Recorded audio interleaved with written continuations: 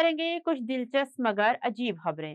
دنیا کے بیشتر ممالک میں کرسمس کا تہوار 25 دسمبر کو منایا جاتا ہے، تاہم روس میں کرسمس 7 جنوری کو منایا جاتا ہے، جو نہ صرف ایک مذہبی دن بلکہ سکون، روحانیت اور قدیم روایات کا مظہر بھی ہے۔ روس میں کرسمس کی تاریخ صدیوں پرانی ہے۔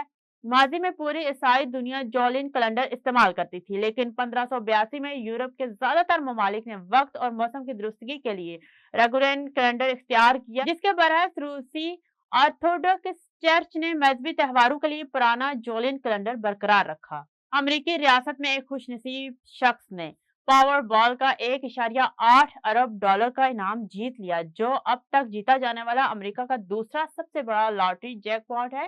پاور بال انتظامیہ نے ایک بیان میں کہا کہ حتمی ٹکٹ فروخت کے بعد پاور بال کا جیک پاٹ 1.817 ارب ڈالر تک پہنچ گیا، جو اب تک کا جیتا جانے والا امریکہ کا دوسرا سب سے بڑا لاٹری جیک پاٹ اور رواں برس کا سب سے بڑا پاور بال انعام ہے۔